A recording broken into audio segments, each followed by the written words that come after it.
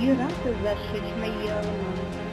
Муза, Чаваш челги бурчухне тынже путмейн. Кодаму мелис, истяму И туган тел, и матур тел, әткәм әнкәмнең теле.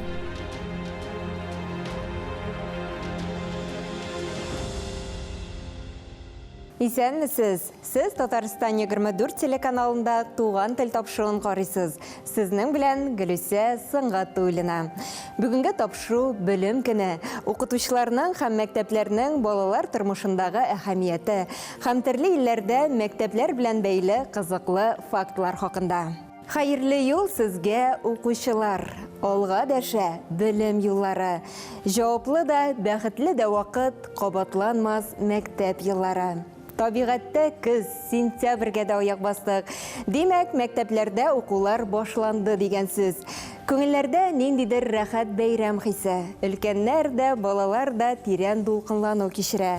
Бу көннәрдә һәр кем мәктәп сукмагы белән бәйле хатирәләрен барлый. Беренче укытучысын, сыйныфташларын сагынып искә ала. Чыннан да 1 сентябрь ата-аналар һәм балалар өчен иң мөһим көннәрнең берсе. Кемдер бу көнне түземсезлек белән көтә, кемдер җәй беткәнгә моңсулана. Бөтен Россия белем көне иң кечкенә укучылар 1 сыйныфлар өчен бигрәк тә олы бәйрәм. Сез уңайнан быел Татарстан мәктәпләрендә барлыгы 57 меңнән артык бала 1 сыйныфка барды. Тарихка күз салсак, Россиядә 1 мәктәп Петр I заманда барлыкка килгән. Һаманда 12-17 яшьлек малайлар гына укыган. Белем көне бәйрәменең барлыкка килүен исә рәсми рәвештә 1984 елдан исәплиләр. Әмма бәйрәм үзе 1930 елда мәҗбүри белем бирү турындагы законны кабул итү белән үк барлыкка килгән. Моңа кадәр уку елы башлануның катгый датасы булмаган. Россия империясы вакытында шәһәр укучылары август ахырында, сентябрь башында, авыл укучылары 1 декабрьдә укуга керешкәннәр. Чөнки авыл балалары барлык кыр эшләре тәмамлангач кына мәктәпкә йөри алган. Әмма 19 гасырда мәктәптә укучы балаларның каникуллары бөтенләй булмаган. Укучылар бары тик уңыш җыю вакытында гына ял итә алганнар. 1984 елның 1 сентябренә кадәр барлык мәктәпләрдә дә тантаналы линейкалар, аннан соң тынычлык дәресе һәм башка дәресләр үткәрелгән. Ягъни бу бер тулы уку көне булган. Хәзер исә 1 сентябрь бары тик тантаналы рәвештә генә уза. Барлык укучылар да чәчәк бәйләмнәре белән мәктәп формасыннан килә. Тантананың төп мизгеле 1 кыңгырау. Кыңгырау шыңы яңа уку елы башлануны билгели. Казанда быелгы уку елы Сибгат Хаким урамында өр-яңа 107-нче гимназияны ачудан башланды. Яңа уку йортын чын мәгънәсендә замана мәктәбе дип атарга була. Биредә укучылар эшмәкәрлек осталыгы, инженерлык эше, креатив индустрияләр өлкәсендә белем алачак. В этом году в Казани за парты сегодня садятся 174 тысячи школьников, учащихся. Это рекордная цифра. И мы находимся в новостройке школы. Таких у нас благодаря поддержке Раисы нашей республики, Рустема Галевича Миниханова, федеральных программ. 4 новые школы на 6 тысяч детей. 20 тысяч первоклассников сегодня впервые в Казани садятся за парты. Это рекордная цифра. А уже в 2025 году мы, благодаря вам, дорогие наши мамы и папы, ждем еще плюс 20 тысяч наших первоклашек. Шыннан да гимназия быел гына ачылуга карамастан ул инде шыплап тулганда. Укытучы апаларның кулларында А, Б сыйныфлары табличкалары гына түгел, хәтта П хәрефләре дә күзгә чалынды. Баксаң, бар да бик гади икән. И инженерлык сыйныфы, Л лингвистика бүлеге һәм башкалар. Кадерле балаларыбыз, ата-аналар, хөрмәтле укытучыларыбыз, бүген менә яңа уку елы башлап бәрәбез Аллага тапшырып. Әлбәттә, 500 меңнән артык бала бүген мәктәпкә бара. Шуның 57 меңнән артыгы 1 класска укырга бара. Без бу моңа шатланабыз. Әлбәттә, безнең киләчәгебез бар. Безнең менә балалар өчен без бөтен шартлар тудырырга тиеш. 11 яңа мәктәп төзелде.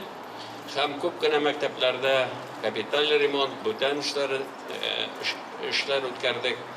Һәм безнең бөтен тырышлыгыбыз безнең балаларга бөтен шартларны тудыру.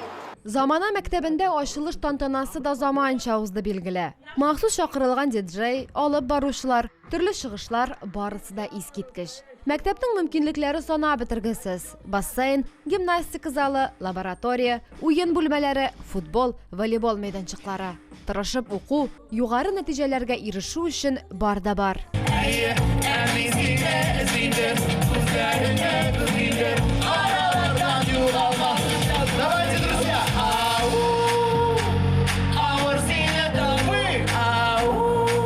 Ребята, давайте поаплодируем нашим родителям, педагогам, наставникам, которые, я уверен, сегодня очень сильно волновались. Но сегодня, вот сейчас, тот самый момент, когда все совпало. Прекрасная погода, солнечная, день знаний, новая школа. Еще и название школы «Открытие». Оно многогранно и многозначно. Мәктәптәге укытучылар саны 75, аның 65-е яшь мөгаллимәләр.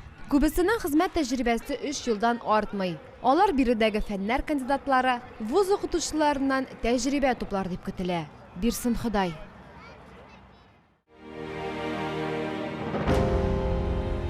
Миллионлаган кеше үз укытучыларына һәм остазларына олы хөрмәт, тирән рәхмәт хисләре белән яши.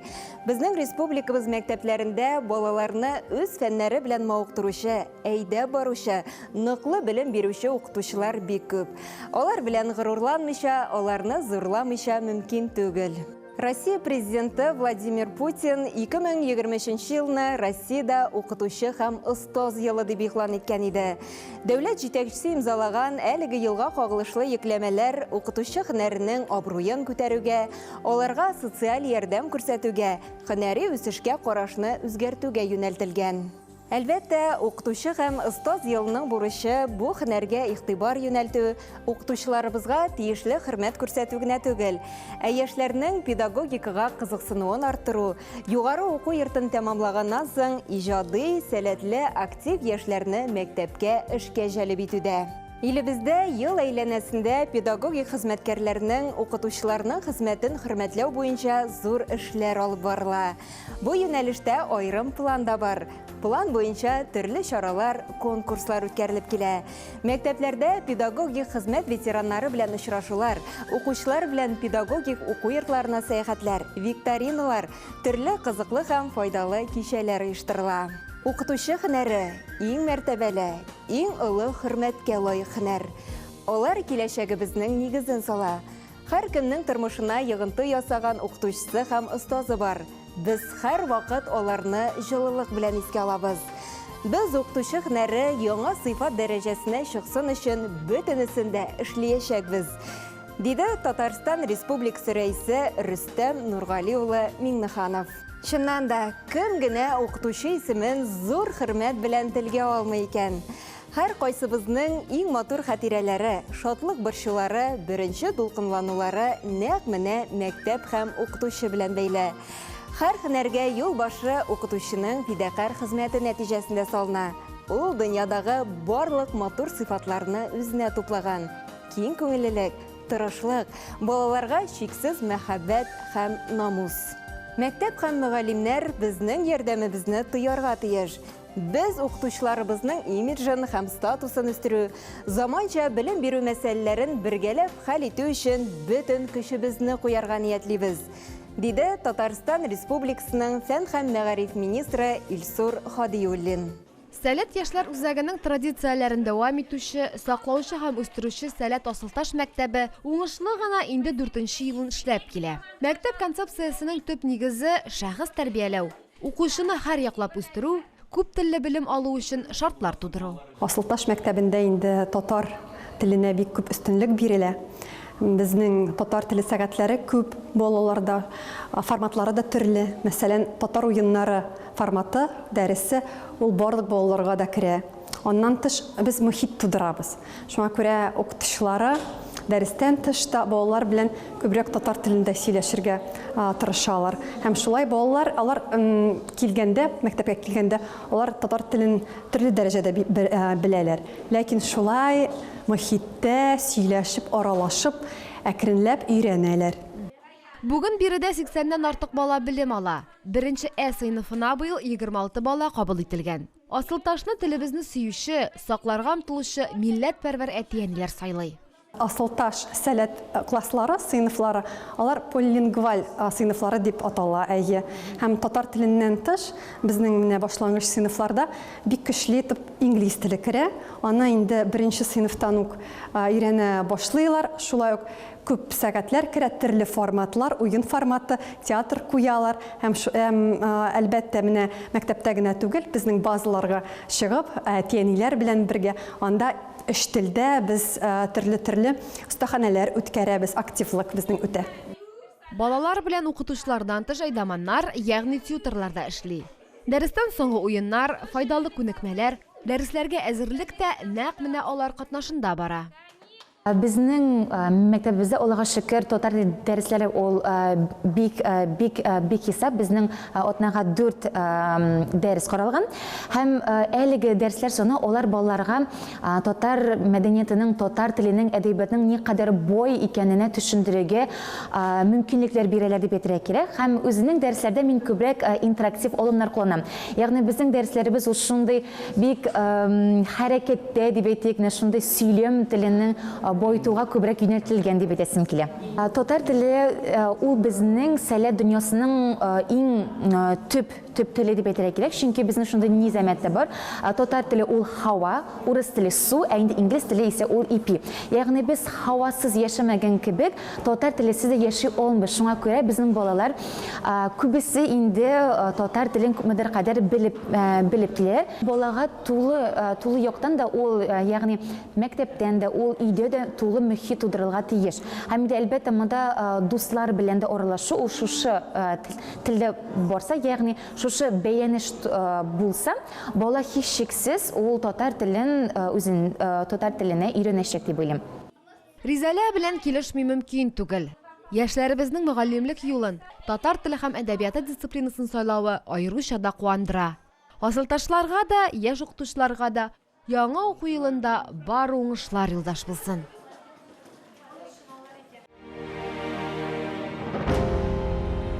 Без илебездәге уку елы тәртибе, мәктәпләр турында барысын да беләбез кебек. Әмма чит илләрдә ничегрәк икән? Без чит ил мәктәпләрендәге кагыйдәләр, кызыклы тарихи мәгълүматларны барладык. Аларны сезгә дә тәкъдим итәсебез килә. Дөньяның 43 илендә уку елы 1 гыйнварда, 16 илдә март айында башлана. Япониядә исә балалар апрельдә укый башлый, ә Германиядә август яки сентябрь айларында. Шунысы кызык, 1 сентябрь көнне уку елы барлыгы 123 илдә башланып китә икән.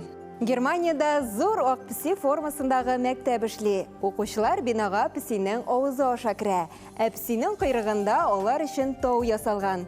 Немец архитекторлары тарафыннан төзелгән әлеге уникаль дизайнлы мәктәптә бары тик башлангыч сыйныф укучылары гына белем ала. Әмма Бангладешта 100дән артык мәктәп көймәләрдә урнашкан. Ел сайын әлеге республикада су басулар күзәтелә, һәм меңләгән укучы мәктәпкә йөри алмый. Шуңа күрә көймә рәвешендәге мәктәпләр төзү ихтыяҗы туган, һәм бу проблема шул рәвешле хәл ителгән. Иң биектә урнашкан мәктәп турында ишеткәнегез бар микән? Ул Тибеттагы бер башлангыч мәктәп.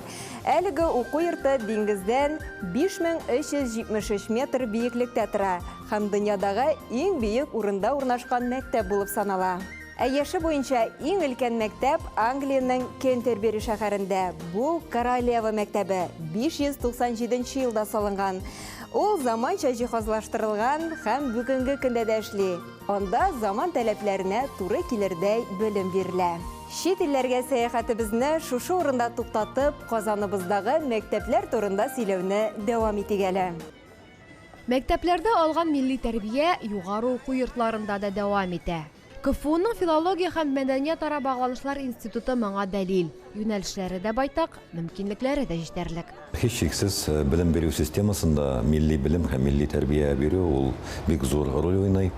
Безнең уку йортына килгәндә, Казан Федераль университетында әлеге юнәлештә бик зур эшчәнлек алып барыла. Мин үзебезнең институт мисалында сөйли алам. Безнең институтта без белгечләрне берничә юнәлештә әзерлибез. Беренчесе турыдан-туры татар теле һәм әдәбияты юнәлеше өчен белгечләр әзерлибез. Бу татар теле әдәбияты һәм чит телләр, татар теле әдәбияты, рус теле укытучылары һәм моннан тыш без әле берничә ел дәвамында безнең республикабызның Татмедиа агентлыгы белән татар теле әдәбияты һәм журналистика дигән белгечлек буенча да яшьләребезне кабул итәбез. Институт хөкүмәт сорауы буенча да кадрлар әзерли. Республика мәгариф учреждениеларында эшләргә тиешле булачак укытучыларга белем бирә. Шунысы үзенчәлекле. Алар киң профильле белгечләр булып чыга һәм бер юлы берничә юнәлешне кылачлый. Республика бюджетыннан әлеге студентларга ай сайын 15 000 сум күләмендә стипендия түләнә. Булачак татар теле әдәбияты, чит тел, татар теле әдәбияты, рус теле укытучылары, шулай ук татар теле әдәбияты, журналистика дигән белгечлекләребездә безнең укыту процессы тулысынча бары тик татар телендә генә оештырылды. Ә инде республика заказы буенча мин әйтеп үттем, укытучылар һәм башка юнәлештәге сфералар өчен без белгечләр әзерлибез. Анда без укыту процессын иш телдә алып барабыз. Рус, татар һәм инглиз телендә. Шуңа күрә инде киләчәктә алар безнең фикеребезчә инде эшләрендә шушы иш телдә оештыра алачак. Әлбәттә, яшь белгечләр өчен практик белемнәр дә бирелә. Мисал өчен татар теле һәм журналистика бүлеге студентлары Татмедиа газета журналларында каләм шарлый, тәҗрибә туплый ала. Безне шунысы куандыра, татар теле әдәбияты, чит телләр, татар теле әдәбияты, рус теле укытучысы һәм татар теле әдәбияты, журналистика дигән белгечлекләргә безнең федераль бюджеттан урыннар каралган, ягъни алар бюджеттан финансланучы белгечлекләребез, безнең программаларыбыз. Инде республика заказы буенча без бүген көндә бездә 700 бала укый дидек. Алар өчен тулысынча республика түли барлык чыгымнарны. Шуңа күрә балалар өчен, әти-әниләр өчен әлеге белгечлекләр шулай ук бюджет урыннары булып исәпләнә. Быел Олимпиада җиңүчеләре, БДИ нәтиҗәләре буенча 300 балл җыйган сәләтле яшьләребез дә татар теле һәм әдәбияты бүлегендә укырга теләк белдергән. Аларга тантаналы линейка барышында студент билетлары иң беренчеләрдән булып тапшырылды. Ни диек, уңышлар юлдаш булсын.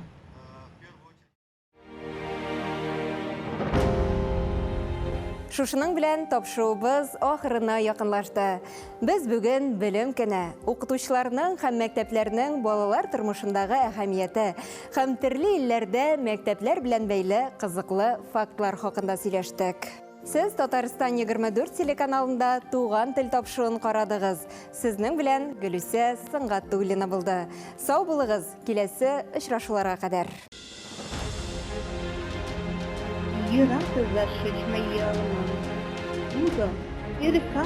Чуваш чилги бурчухне тынже путмейнде. Куда мумелис, истяму И туган тел, и матур тел, әткәм әнкәмнең теле.